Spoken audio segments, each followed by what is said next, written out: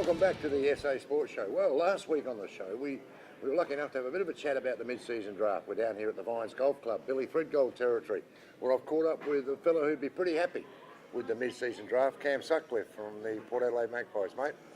Welcome to the SA Sports Show, and we did talk about the draft last week and how it affected clubs and all this sort of thing, but this is a bit of another side of the coin because you are a recipient of a pick, so you now get the opportunity again at AFL level. You must be very pleased with that, mate. Yeah, thanks, Baz. Yeah, I am. I guess a lot of people are opposed to the mid-season draft, but clearly in my case, I'm all for it. So, to get another opportunity at the top level and give it another go and hopefully play some more games, it's going to be exciting. Yeah. Now, we're down here at the Vines Golf Club, mate. This is where we had to catch up with you. You've obviously had a hit today in the Cobra Foundation. We also spoke about that last week on the show, the Cobra Foundation Golf Day, which is on today.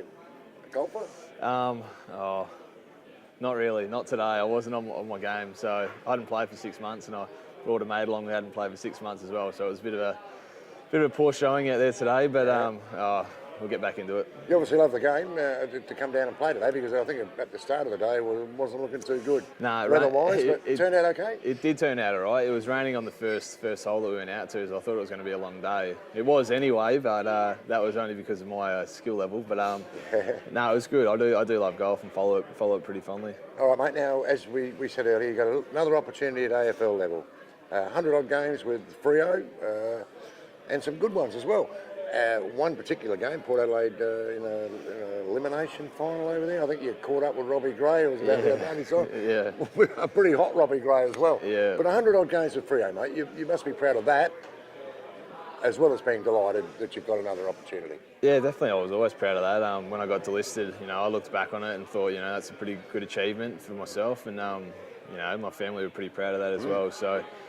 It doesn't come easy playing 100 games at the AFL. So, that final you're talking about, Robbie kicked for him in the third quarter. So, I don't know how well I played that day, but you actually played okay that day. No, it was only that patch. Went all right. I think it was just that 20-minute period in the third quarter. Which you'd be happy to know that he's probably done that to about 5 or 6 other blokes.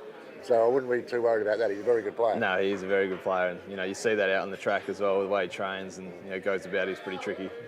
Okay, so with the Port Magpies, you had the opportunity when you came back to go back to your original club, which was the Woodville West Torrens Eagles, or go to Port Adelaide. It's obviously paid off, the decision you made to go to Port Adelaide, because you're actually training, playing, you're the captain of the Magpies under AFL eyes all the time. Yeah, I think that was probably my decision in the end, came down to that I was going to be under, the Ken's nose and like the selector's nose. So, to have that opportunity given to me by Port, the job as well, I'm pretty thankful for that, and it's led me to where I am now, so, yeah. Wouldn't have thought that a few weeks ago when you had that little hammy twing, here we go, we don't need that at this stage of the season. Knowing full well, you would have known all about the mid-season draft, but well before it came up, you were always going to put your name in the hat as well, so that little injury was a bit of a ill-timed. Yeah, it wasn't the best timing. As soon as I sort of did that and knew I was going to be out for 3 weeks, I thought I might have missed my opportunity. But thankfully enough, came back from rehab pretty quickly and played a couple of solid games to show my worth really, and and to get picked up again is lovely. So did the club give you any inkling as to that they were going to pick you up, or did this come out of the blue? Did you think you might be going back to Freo, or you could have gone anywhere really? Yeah, exactly.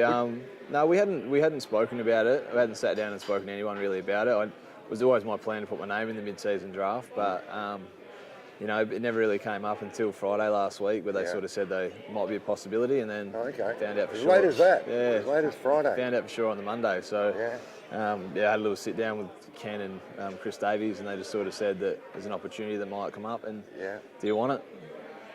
There absolutely is opportunities, isn't there? Because they've got a fairly long injury list at the present moment, although getting players back now. Yep. You've still got an opportunity to play, which is what I think every bloke that got picked up in that mid-year draft has an opportunity to play. I don't care what the naysayers say or whatever, because I think that it's great that you get another opportunity, along with a lot of other blokes.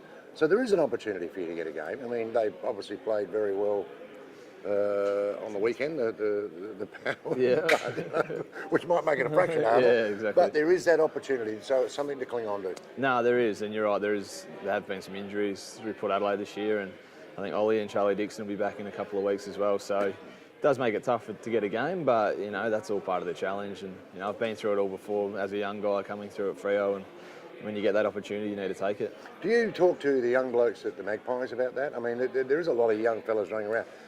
Sam Davison, who I've got a lot of time for, I think he's not a bad little player. He's done a little journey, Queensland, to here, to there, everywhere, just to keep his dream alive. Do you talk to blokes like that? Well, yes, I suppose we have chats. We probably don't go into real depth, but everyone's trying to pursue something in their life, and I think with Davo in his situation, he's moved across the country to try and chase his dream. So hats off to him for that. A lot of people might give up, but he's still persisting, and he's playing good footy at the moment. You're in the middle of a 4-day break at the minute, or you're in the middle of it, or you got a couple towards the end of one more day tomorrow. One more day tomorrow, right? It's a welcome thing in the middle of the year, isn't it? Because it's a tough year. SNFL and AFL football, it's a tough year. Yeah, it is, and I think I've been training throughout the 4-day break because clearly,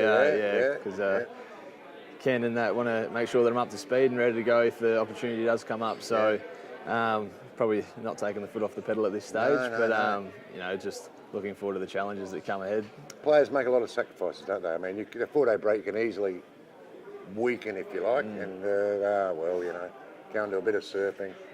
Have 200 or 300 beers just for 4 days or whatever, but it's a discipline thing, isn't it? I mean, we've seen Daisy Thomas, bit of trouble. It's just not worth it, is it? You've just got to be disciplined. No, it's not. Yeah, I guess the discipline that does come along with it. I suppose if you do things for long enough, you don't really think about the other stuff. So, Good point. I think in my case, that's probably the way I've gone about it. You don't really see it as a 4-day break, just to freshen up the mind, get away from the club for a bit, and then when you get back there, you're raring to go. All right, mate. Great to see you. I hope your golf improves, mate. That's the big thing. Try. We'll get you out here again. We'll get you at the Vines again. As I said, it's Billy Fred Gold Country, mate. Great supporters of the old sports show. But good luck, mate. Hope you do get a Guernsey.